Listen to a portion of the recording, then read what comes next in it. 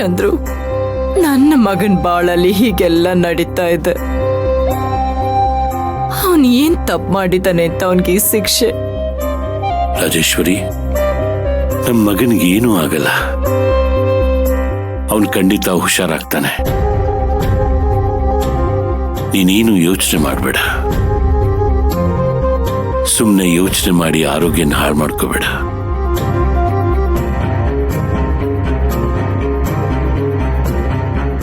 ಒಳಗಡೆ ನನ್ ಮಗ ಸಾವು ಬದುಕಿನ ನಡುವೆ ಹೋರಾಡ್ತಾ ಇರ್ಬೇಕಾದ್ರೆ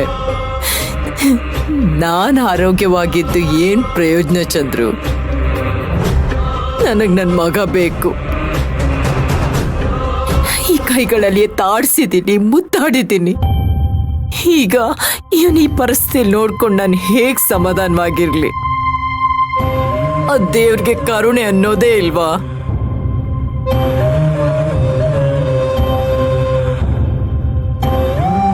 ರಾಜೇಶ್ವರಿ, ನಮ್ ತಪ್ಪಿಗೆ ಆ ದೇವ್ರನ್ನ ಯಾಕೆ ಹೊಣೆ ಮಾಡ್ತೀಯ? ನಾವು ಮಾಡಿರೋ ತಪ್ಪುಗಳನ್ನ ಸರಿಪಡಿಸ್ಕೋಬೇಕು ಅಂತಾನೆ ದೇವ್ರು ಕೊಟ್ಟಿರೋ ಪರೀಕ್ಷೆ ಅಂತ ತಿಳ್ಕೊ. ಇಂಥ ಸಮಯದಲ್ಲಿ ನಾವು ಧೈರ್ಯವಾಗಿರ್ಬೇಕು. ಅವನು ಹುಷಾರಾಗಬೇಕು ಅನ್ನೋ ನಮ್ ಗಟ್ಟಿ ಪ್ರಾರ್ಥನೆಯಿಂದ ತಾರಕ್ಕೂ ಬೇಗ ಗುಣವಾಗ್ತಾನೆ. ನೀನ್ ಹೀಗೆ ಅಳ್ತಾ ಇದ್ರೆ ಹೇಗೆ?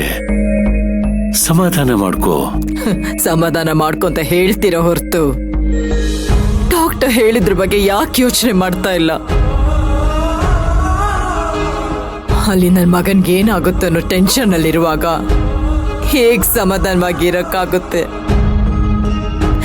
ಇತ್ತೀಚೆಗೆ ಅಂತ ಒಂದು ಹಣೆ ಬರನೇ ಸರಿ ಇಲ್ಲ. ಅವತ್ತು ಊರಿಗೆ ಹೋಗಿದಾಗ ತೊಂದರೆ ಆಯ್ತು.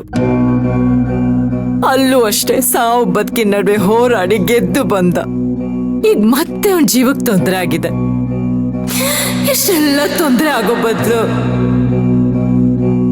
ನನ್ನ ಜೀವನ ಆದ್ರೂ ತಗೋಬಾರ್ದಾಗಿತ್ತ.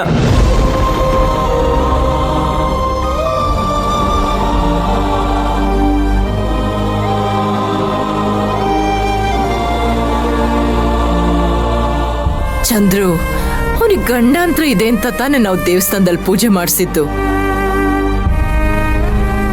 ಅದ್ ಮಾಡಿಸಿದ್ರೆ ಎಲ್ಲ ಒಳ್ಳೇದಾಗುತ್ತೆ ಅಂತ ಹೇಳಿದ್ರು. ಆದ್ರೆ ಇದ್ಯಾವ ಗಂಡಾಂತರ ಚಂದ್ರು?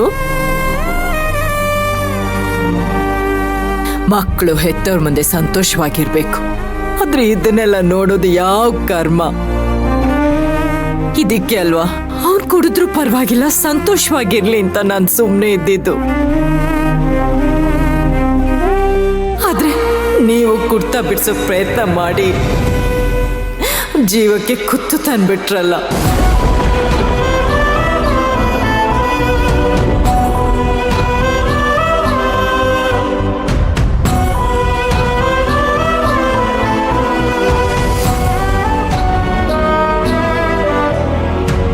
ರಾಜೇಶ್ವರಿ,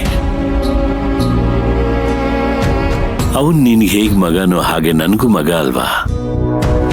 ಅವನ್ ಚೆನ್ನಾಗಿರ್ಬೇಕು ಅನ್ನೋ ಆಸೆ ನನಗಿಲ್ವಾ? ಕಣ್ಮುಂದೆ ಖುಷಿಯಾಗಿರ್ಬೇಕಾದನು ಹೀಗ ಹಗಲು ರಾತ್ರಿ ಕುಡ್ಕೊಂಡು ಹಾಳಾಗೋದನ್ನ ತಂದೆ ಆಗಿರೋನು ನಾನು ಹೇಗ್ ನೋಡ್ಕೊಂಡಿರ್ಲಿ? ಅವನು ಮೊದಲಿನ ತಾರಕ್ಕಾಗ್ಬೇಕು. ನಮ್ಮನ್ನ, ಅವನ ಹೆಂಡತಿನ ಚೆನ್ನಾಗಿ ನೋಡ್ಕೋಬೇಕು. ಮನೆ ಜವಾಬ್ದಾರಿ ತಗೋಬೇಕು ಅಂತ ನಿನ್ಗೆ ಆಸೆ ಇಲ್ವಾ? ಅದೆಲ್ಲ ಈಡೇರ್ಲಿ ಅನ್ನೋ ಒಂದೇ ಒಂದು ಆಸೆಯಿಂದ ಹೀಗೆ ಕುಡ್ತಾ ಬಿಡಿಸೋ ಪ್ರಯತ್ನ ಮಾಡಿದ್ವಿ.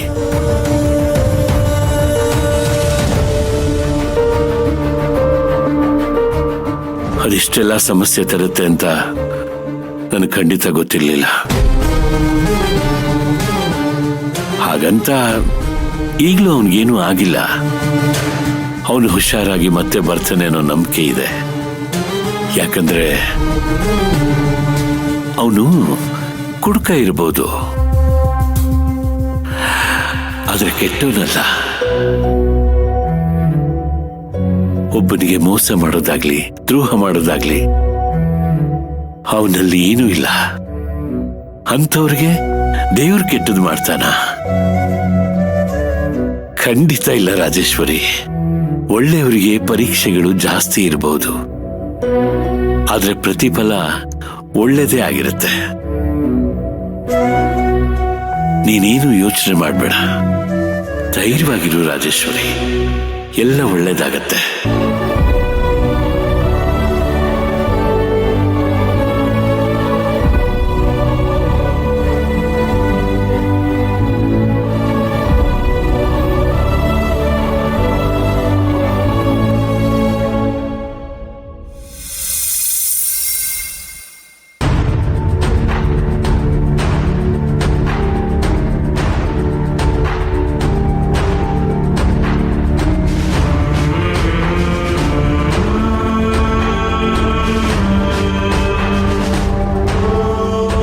ಚಂದ್ರು, ಇಷ್ಟೊತ್ತಾದ್ರೂ ಒಳಗಡೆ ಏನ್ ನಡೀತದೆ ಅಂತ ಗೊತ್ತಾಗ್ತಾ ಇಲ್ಲ.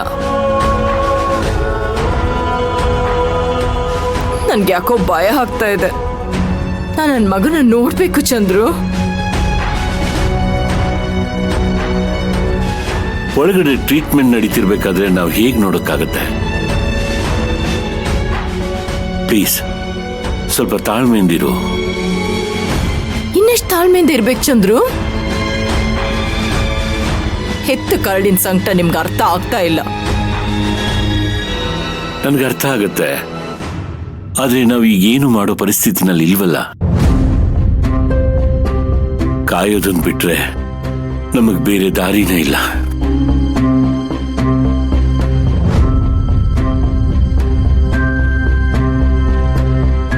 ಡಾಕ್ಟರ್, ನಿಮ್ಮ ಮಗನ ಆಟ ಬಿಟ್ಟು ಸ್ಯಾಚುರೇಟೆಡ್ ಆಗ್ತಿದೆ.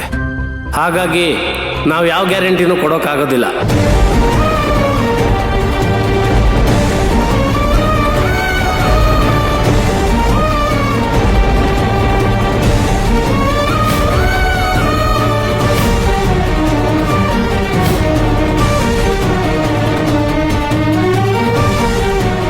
ನಮ್ಮ ಪ್ರಯತ್ನನ ನಾವು ಮಾಡ್ತಾ ಇದ್ದೀವಿ. ಉಳಿದಿದ್ದು ದೇವ್ರಿಗೆ ಬಿಟ್ಟಿದ್ದು. ದೇವ್ರ ಹತ್ರ ನೀವೆಲ್ಲರೂ ಪ್ರಾರ್ಥನೆ ಮಾಡ್ಕೊಳ್ಳಿ. ಡಾಕ್ಟರ್ ಚಂದ್ರು.